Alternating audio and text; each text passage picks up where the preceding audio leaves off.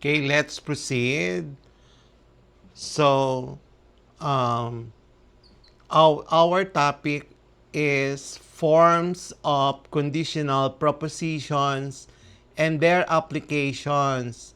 And this is quarter 4 of probability of data and probability. So this one is about the forms of um, conditional propositions and their applications. Quarter 4, numbers and algebra, lesson not 20 but 18. Okay, I hope I stand corrected with our presentation. And so let's proceed with the practice problem of this quarter 4 lesson Roman numeral number 18. So again, this is practice problems. Quarter 4, numbers and algebra, lesson 18.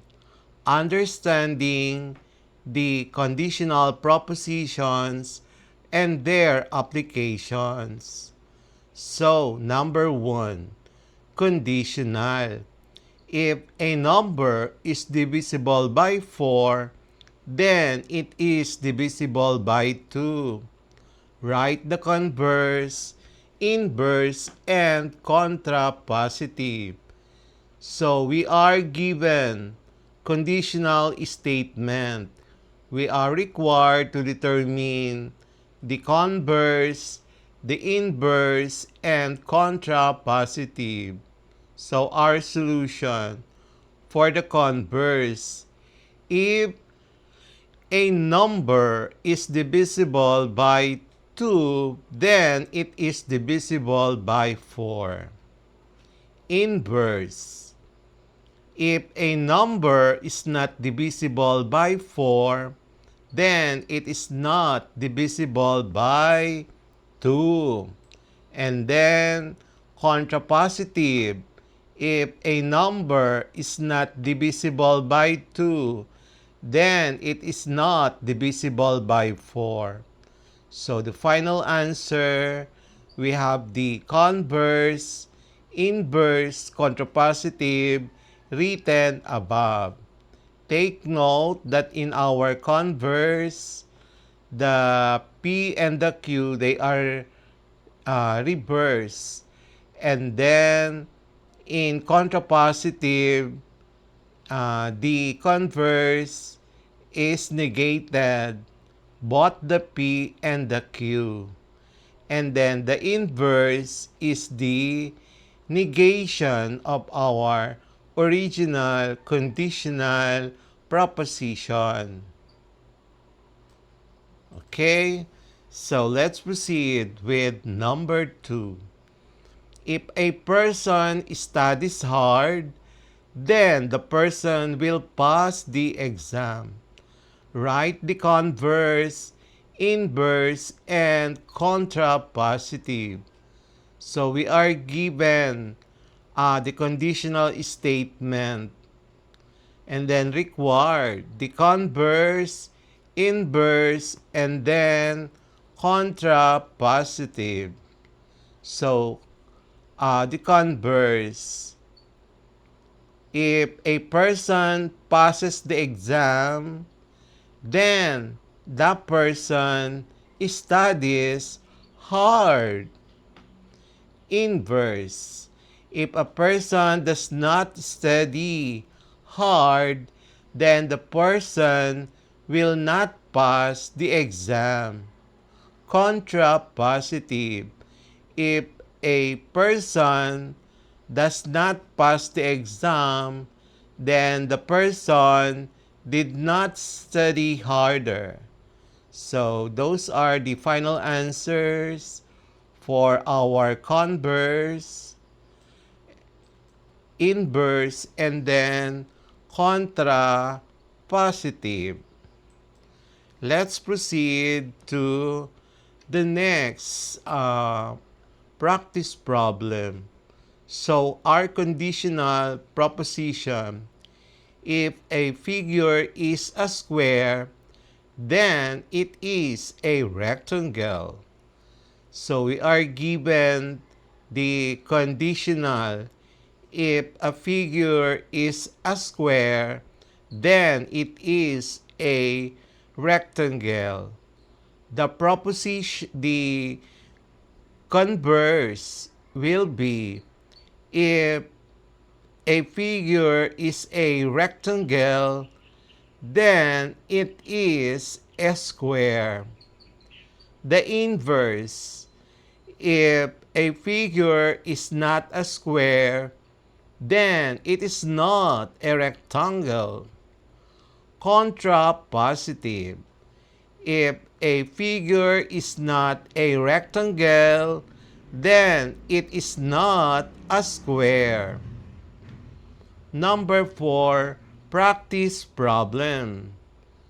Conditional. If today is Sunday, then tomorrow is Monday. Write the converse, inverse, and contrapositive. So we're given conditional. If today is Sunday, then tomorrow is Monday. So our solution for the converse, if tomorrow is Monday, then today is Sunday. Inverse, if today is not Sunday, then tomorrow is not Monday. Contrapositive, if tomorrow is not Monday, then today is not Sunday. Number 5, practice problem. Conditional. If it rains, then the ground will be wet. Write the converse, inverse, and contrapositive. We are given the conditional. If it rains, then the ground will be wet. Our solution for the converse, if the ground is wet, then it rains. The inverse, if it does not rain, then the ground will not be wet. Contrapositive, if the ground is not wet, then it did not rain. Number 6, conditional proposition. If a person lives in Manila, then the person lives in the Philippines. Our given conditional proposition, if a person lives in Manila, then the person lives in the Philippines. So, our solution, the converse will be, if a person lives in the Philippines, then the person lives in Manila. Inverse, if a person does not live in Manila, then the person does not live in the Philippines. Contrapositive, if a person does not live in the Philippines, then the person does not live in Manila. Number 7, conditional. If the polygon has 3 sides, then it is a triangle. Write the converse, inverse, and contrapositive. So our solution, converse. If a polygon is a triangle, then it has 3 sides. Inverse, if a polygon does not have 3 sides, then it is not a triangle. Contrapositive. If if a polygon is not a triangle, then it does not have three sides. Number 8. Conditional. If a plant does not get sunlight, then it will not grow well. Write the converse, inverse, and contrapositive. The converse. If a plant does not grow well, then it did not get sunlight. The inverse. If a plant gets sunlight, then it will grow well.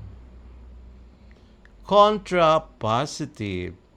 If a plant grows well, then it got sunlight. Number 9.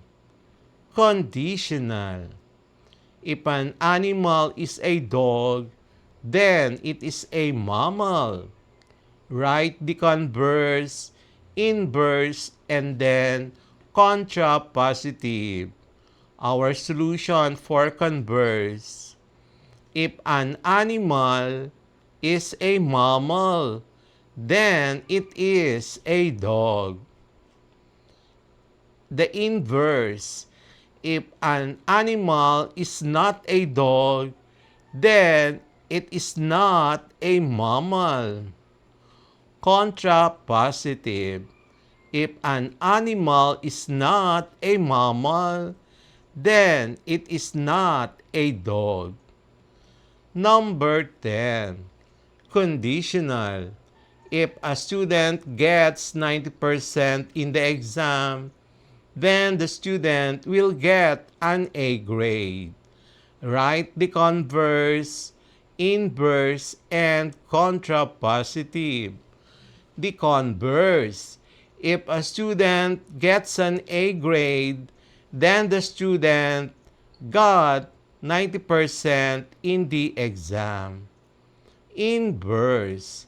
If a student does not get 90% in the exam, then the student will not get a grade. Contrapositive.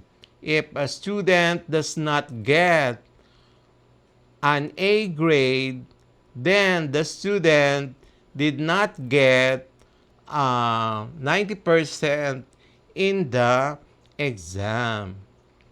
Number 11. Conditional. If a number ends in 0, then it is divisible by 10. Write the converse, inverse, and contrapositive. So the converse will be, if a number is divisible by 10, then it ends in 0. Inverse. If a number does not end in 0, then it is not divisible by 10. Contrapositive. If a number is not divisible by 10, then it does not end in 0. Number 12. Our conditional proposition. If a person is a bachelor, then he is unmarried. Write the converse, inverse, and contrapositive.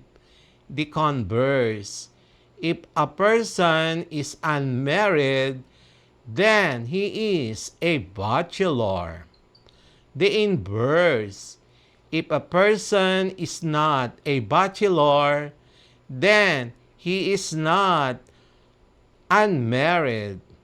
Contrapositive. If a person is not unmarried, then he is not a bachelor. We'll have the next part of this quarter 4 numbers and algebra, Roman numeral number 18, understanding the conditional propositions and their applications.